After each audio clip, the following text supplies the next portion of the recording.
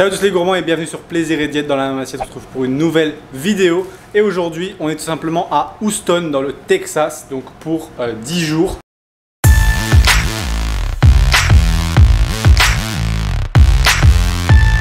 On va rester dans un Airbnb ici près de Montrose. Montrose qui est un quartier assez calme, assez huppé ici. Donc on a été faire les courses chez H-E-B. Clairement quand on vient de Miami ça change parce que niveau budget c'est pas du tout la même chose. Rien que pour avoir une idée au niveau des logements, on a regardé un condo, donc c'est plus ou moins un appartement avec toutes les facilités qu'il y a dans un immeuble, on va dire stylé, comme espace de travail, piscine, salle de sport, etc. On est autour des 2000, 2500, 3000 euros, ce qui est presque les prix de la France, alors que à Miami c'était plutôt dans les 5 à 7 000 euros pour ce genre de prestations. Au niveau de l'alimentation, on a fait les courses, on a acheté de la whey, on a acheté de quoi manger pour toute la semaine, on a acheté 3 viandes, on a acheté du saumon, on a acheté des glaces allégées et on a eu pour 150 euros pour 9 jours. Donc franchement, pas cher du tout. Miami, pour une semaine, on avait du mal à ne pas dépasser les 200 euros en faisant attention, en prenant pas trop de viande, en prenant pas de saumon et en prenant jamais de glace en fait. Donc clairement, c'est bien plus rentable. Je vais vous faire un petit tour de ce qu'on a à manger pour cette semaine, pour les repas qui sont, on va dire, hors extérieur. Si vous avez vu la vidéo de Chicago,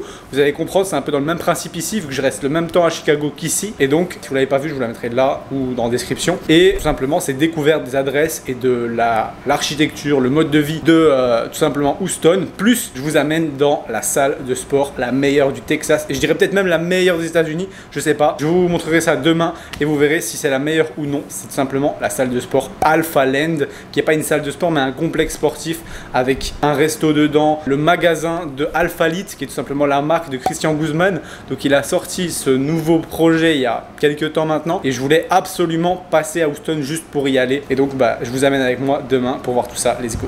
Donc au niveau des courses, on a tout fait ici. Je rentre tout pile des courses. Donc on a le ketchup, les essentiels, la sauce tomate pour une petite bolo parce que c'est un moyen d'avoir des légumes, de la sauce salsa parce qu'on a toujours des chips allégés ici.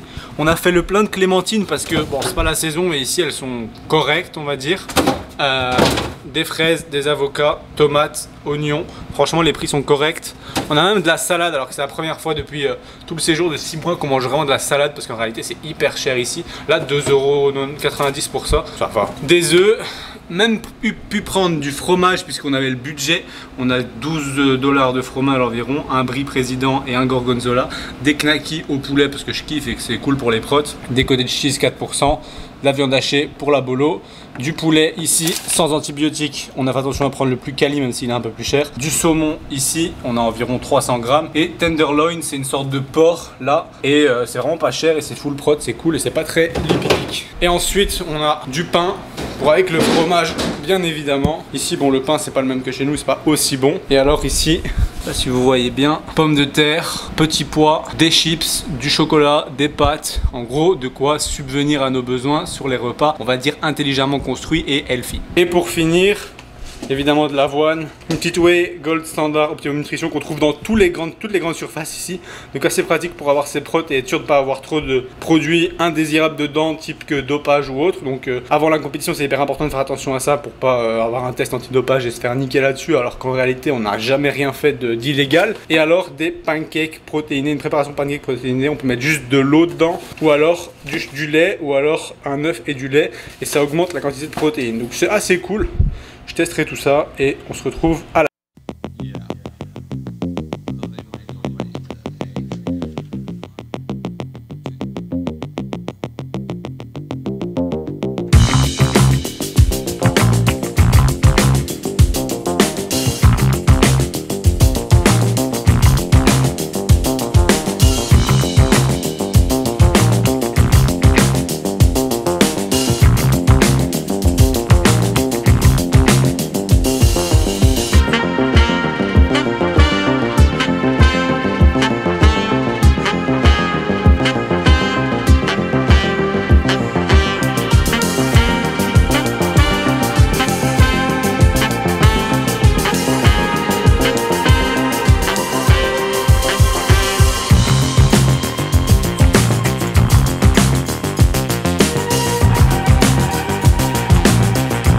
Premier test,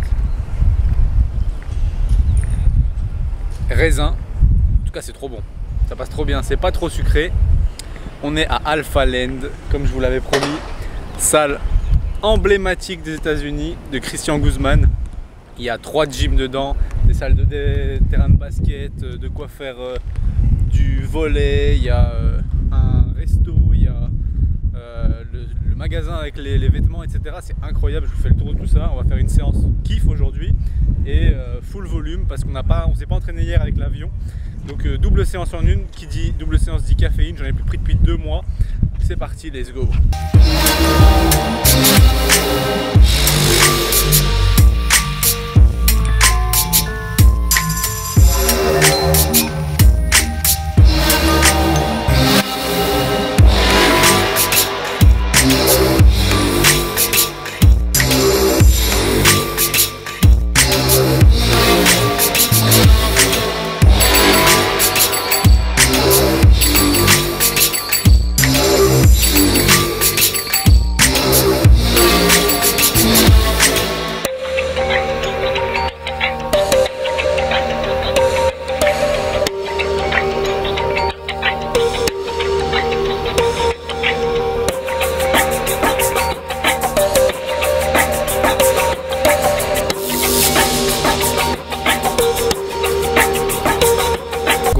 Post-workout terminé, il y a eu une salade avec des pâtes au pesto et du poulet pour les protes, puis un burger, mais c'est un petit burger. Je croyais qu'il y avait les calories chez Alpha Eats et là il n'y a pas les calories, donc on va devoir estimer ça soi-même. À mon avis, le burger de faire genre 600, la salade de pâtes pareil, donc en vrai ça fait un petit 1002. Honnêtement, pour 3 heures de séance, on a fait 2 séances en une ici. Je pense que ça va. On va voir un petit peu s'il y a toujours quelque chose à faire ici. Sinon après on va aller dévaliser le magasin de vêtements. Bon, en vrai on peut pas parce qu'on n'a pas trop de place dans les valises, mais on va essayer de voir pour des choses inédites et des choses qui nous plaisent. Et ensuite rentrer tout simplement, puisqu'il est déjà 14h30, le temps de faire les courses. On il sera 15h30, 16h, puis on rentre, on se met dans la piscine un petit peu, etc. Et on aura fini cette première journée, il faudra un petit peu bosser, etc. Mais franchement incroyable cet endroit, vraiment. Regardez derrière moi, c'est incroyable.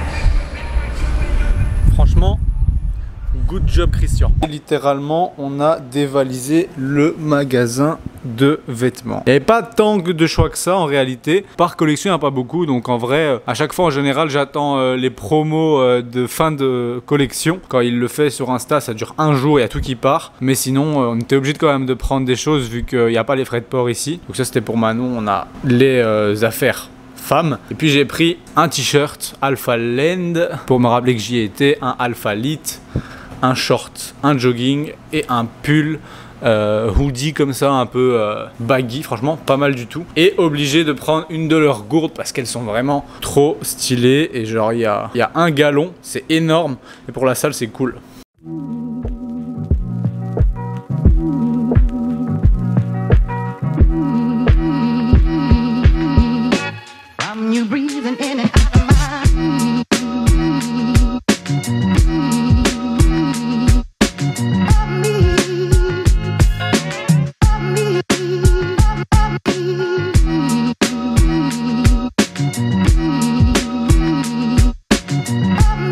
Bon les gros, un petit débrief du resto d'hier qui est tout simplement un resto Tex-Mex, puisqu'on nous a dit si vous êtes au Texas c'est obligé d'essayer d'un resto Tex-Mex.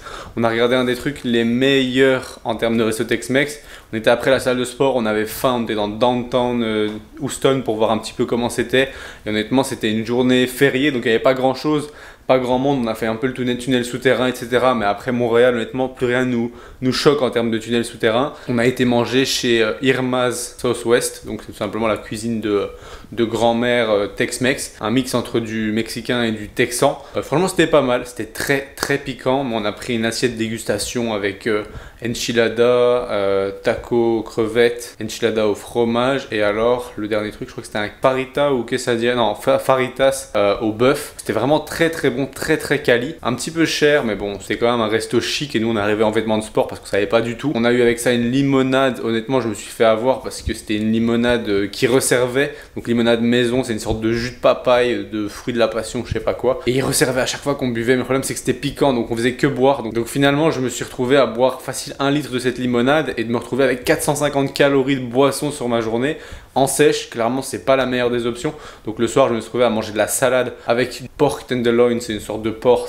assez maigre que j'avais mariné, Et donc j'ai quasi mangé que ça, puisqu'en prot c'était pas incroyable avant. Donc on s'est retrouvé avec, je crois que je devais manger 80 grammes de prot le soir, j'avais 400 calories dispo, donc clairement juste de la viande avec de la salade. Et franchement c'était pas cool, comme quoi ça peut très vite monter les calories des boissons, et c'est des calories vides, donc faut faire très attention à ça.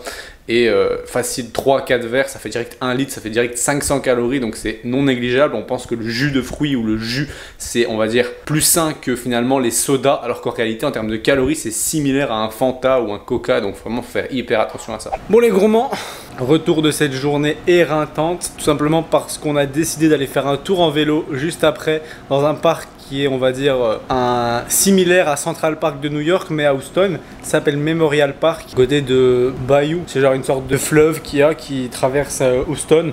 Dégueulasse, tout noir, brun. Je vous ai filmé une petite vidéo. Et donc tout simplement, on a eu une petite arnaque, hein, parce que on a pris un vélo de ville, on va dire les vélos où on paye avec une carte, et après on peut rouler pendant 30 minutes, c'est 5 $, et ainsi de suite, et ainsi de suite. Sauf que ce qui s'est passé, c'est qu'on a voulu les ramener du coup dans un autre spot qui est proche de chez nous. Sauf qu'en règle générale, on a ce qu'on appelle, enfin il y a l'application qui s'occupe justement des vélos, où on peut tout simplement louer le vélo, mais aussi voir où les spots sont pour remettre les vélos. Le truc c'est que comme on n'est pas d'Amérique, on est européen, le App Store qu'on a est européen, donc on peut pas avoir des applications américaines, et cette application là en l'occurrence on peut pas la télécharger, donc on peut pas avoir accès à entre guillemets les paiements en ligne pour les vélos, mais pas non plus les localisations des bornes pour les remettre. Mais on va dire que sur Google il y a moyen de trouver quelques bornes, sauf qu'on a fait littéralement 7 bornes autour de chez nous, et les 7 sont entourées de papier noir, et en fait on peut pas mettre les vélos dedans. Sauf que à chaque fois que vous partez d'une borne à une autre, on a pour 10 minutes en vélo, on a fait 7 bornes, donc 1h15 de recherche, et disons que toutes les 30 minutes on paye. Donc en fait on a perdu 2 fois 5 $ par vélo, donc 10 $ plus 1 heure, plus 1 million de calories littéralement. Donc c'était un faux plan. J'ai l'impression que Houston c'est quand même assez, on va dire, endormi, mort un peu comme ça, je sais pas, il y a des endroits où tout est fermé, etc. Certes hier c'était férié, aujourd'hui c'est samedi, normalement ça va. J'ai pas vu énormément de monde, ça change vraiment des villes habituelles où on va en Amérique, puisque c'est des villes en général touristiques. Ici, à part où il y a eu la NASA, il n'y a pas grand chose de fou à voir à Houston, à part des musées si vous aimez ça. Mais il y a Alpha Land, et c'est surtout pour ça qu'on est venu, cette vidéo est à la base liée à ça. Je voulais juste vous montrer quelques petits spots alimentaires qu'on a pu faire, comme par exemple ce qu'on a fait ce midi, un resto barbecue, puisque le Texas c'est aussi les barbecues, et on a pu goûter des choses qu'on connaissait pas. Le pulled pork est pas mal ici c'était différent, il était un peu sauce barbecue, vraiment très très bon. Ensuite on a pris brisket comme ils appellent ça, c'est une sorte de bœuf je crois, en croûte au poivre qui est cuit au barbecue avec une couche de gras, mais le problème c'est que c'est fumé. Et dans une précédente vidéo je vous ai expliqué qu'au Canada, à Montréal, j'ai mangé 500 grammes de smoked meat, donc de la viande fumée, et que j'ai eu une indigestion, et que depuis lors, la viande fumée je peux plus, ça me fait un blocage. Sauf que comme un débile, j'ai commencé par ça dans mon assiette, sauf que j'avais 3 viandes. La troisième c'était des pork ribs, donc des ribs tout simplement de porc au barbecue et sauce barbecue. Sauf que comme un con, j'ai commencé par le brisket, et du coup, le corps est bien fait, parce que ça fait quand même 4 mois que j'en ai pas mangé, 4 mois que j'ai eu cette digestion. J'ai commencé, j'ai mis le premier morceau dans ma bouche, j'ai directement eu une sorte de blocage sécurité de mon corps qui a fait que, en fait, tout simplement, je ne pouvais plus manger, entre guillemets, c'est comme si j'avais plus faim. Tout simplement parce qu'il ne voulait plus ingérer ce genre d'aliments par sécurité, pour éviter d'avoir une nouvelle intoxication. Donc c'était quelque chose un peu de mindfuck, mais en même temps c'était réel, parce que j'ai continué à manger, et au fur et à mesure en fait j'avais envie littéralement de vomir. Donc j'ai dû passer ce brisket à Manon parce que moi je pouvais plus le manger, et du coup j'ai mangé mes ribs, j'ai mangé mon pulled pork qui était incroyable. Donc c'est Killen's Barbecue et c'est incroyable, c'est une des meilleures adresses de barbecue à Houston. Après il y avait de la coleslaw à côté, c'était un peu la sauce fromage blanc, c'était pas hyper calorique. Une salade de pommes de terre froides avec des œufs et du céleri, c'était incroyable. Franchement, très très cool. Pas cher comparé à Miami. Quand on revient de Miami, en fait, tout paraît pas cher. Clairement, c'était cool. Et donc pour ça, c'est quand même un bon point. Houston, c'est un peu similaire, on va dire, en termes de budget à Paris ou la France, je dirais. Je vous donne des infos dans les jours qui viennent pour la suite des adresses qu'on va faire. On va sûrement encore faire un brunch et peut-être encore quelque chose d'autre, des écrevisses, parce que les écrevisses ici, c'est quelque chose de quand même connu. Mais pour le reste, demain, c'est journée entière de coaching dans un café. Lundi matin, pareil. Lundi après le brunch, et mardi, les écrevisses. Et mercredi, pour se faire un petit kiff, on va retourner à Alpha Land pour aller faire un max d'exercices, un max de volume d'entraînement, puisque la semaine d'après on se trouve en Nouvelle-Orléans, et à Nouvelle-Orléans on va pas avoir de grosses salles, on va avoir une petite salle dans l'hôtel qui est une salle full poulie Matrix, non c'est une poulie Techno Gym d'ailleurs. Donc en fait on va faire tout ce qu'on ne peut pas faire à la poulie, on va le faire dans la salle Alpha Land. Ça va être une séance de 3 heures, 3 heures et demie, mais on va faire toutes les machines qu'on aurait à faire sur tout notre programme de 6 jours par semaine, 1 heure à 1h30. Donc ça fait littéralement en tout presque 9 heures d'entraînement par semaine et on va devoir en faire la moitié, donc presque 4 heures sur tout simplement cette séance-là pour être tranquille dans notre 3, 4, 5 jours de visite à la Nouvelle-Orléans dans une salle full poulie. Donc voilà pour moi pour aujourd'hui, on se retrouve lundi pour le brunch. Let's go!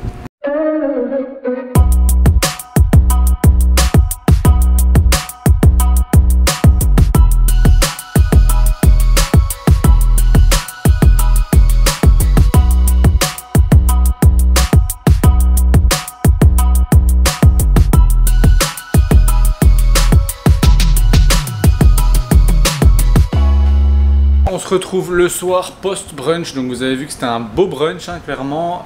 Pour ma part j'ai testé un breakfast burrito, donc c'est un burrito petit-déj, un truc que j'avais jamais testé. Enfin c'était assez sympa, c'était une sorte de burrito, sauf que le lieu du riz c'était des hash browns, donc c'est une sorte de pommes de terre râpées dans de l'huile de friture après qui a été cuit. Et après, il y avait aussi une omelette dedans, donc non, des œufs brouillés plutôt, des haricots noirs, le tout enroulé dans le wrap, topé d'une espèce de sauce verte à base de piment vert, pas trop piquante honnêtement, et de fromage râpé. Du coup j'ai, et oui, pico de gallo, donc c'est des petits morceaux de tomates et d'oignons rouges. Et alors à côté j'ai demandé de mettre dedans du barbacoa, c'est une sorte de bœuf effiloché, au-dessus un peu d'avocat. Il y a les cales pour l'avocat donc en tant que side, il y a les cales pour la barbacoa en tant que side. Et il y a les cales pour breakfast burrito prévus en fait sur la carte. Franchement c'est très sympa, ça vous permet de faire un petit déj ou un brunch avec toutes les calories bien sûr, en prenant avec des pincettes le fait que évidemment ils n'ont pas tout pesé au gramme près lorsqu'ils ont cuisiné. Donc il y a peut-être des erreurs, donc je me suis laissé une petite marge entre guillemets de 100 calories aujourd'hui sur mes pas parce que j'avais 10 000 pas de plus, donc 200 calories de plus environ. J'en ai pris que 100 sur les 200 du fait que j'évite de risquer un surplus lors d'une période de sèche. C'est un peu bête et pour pas risquer j'ai mis en place cela.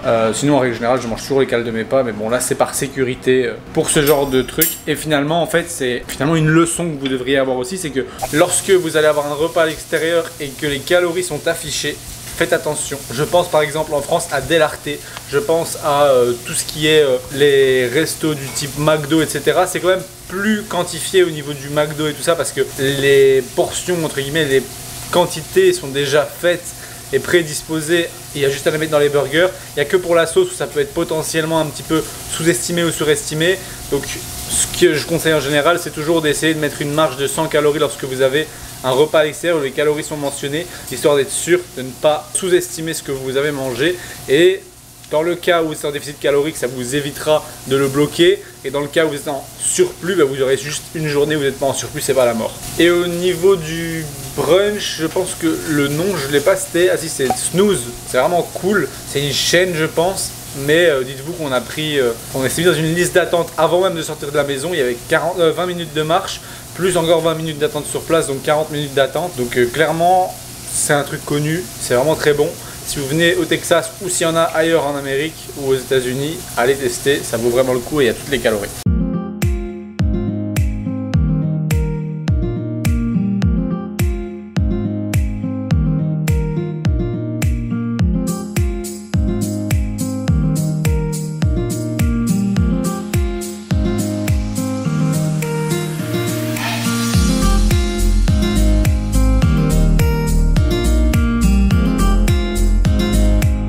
Retour de tout simplement cette semaine à Houston, j'allais dire à Chicago, mais ça fait déjà un petit temps que la vidéo est sortie. Tout simplement pour refaire un petit débrief sur ce qui s'est passé ici, etc. On est retourné à Alpha Land aujourd'hui, on est mercredi, donc une semaine après y être allé. Et le pass qui était à 25 € par jour, que j'avais je crois d'ailleurs commenté en disant que le Binous, donc à Dubaï, qui est la plus grosse salle au monde, est à 50 $ par jour. Donc clairement je m'étais dit c'était pas cher. Et tout simplement aujourd'hui, comme par hasard, on arrive et c'est passé à 40 $ par jour. Enfin bref, tout ça pour dire que les 40 $ valaient quand même le coup puisqu'on est retourné, puisque la première fois Christian Guzman, donc le fondateur de Alphalete, de Alpha Land et de la salle de sport Alphalete Gym, était pas là puisqu'il était en Grèce. Et clairement là j'ai eu l'occasion de le rencontrer aujourd'hui puisqu'il était là pendant mon entraînement. C'était début d'après-midi je pense.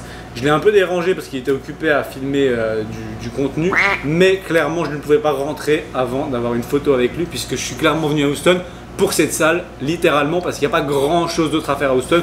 Comme vous l'avez vu, on n'a pas fait de trucs de ouf. On a goûté quelques adresses, on a fait quelques spots, mais franchement, à part les musées à Houston, il n'y a pas grand chose à faire honnêtement. Et puis, on a parlé un peu au Uber et apparemment, il y a pas mal de criminalité ici. Sur certains endroits, nous, on a un bon quartier, Montrose, qui est pas mal calme, etc. Mais les quartiers autour, le Wood ou un truc comme ça, apparemment c'est pas incroyable, c'est très pauvre et il y a beaucoup de risques de tirs, de drogue, de pickpocket et de choses comme ça.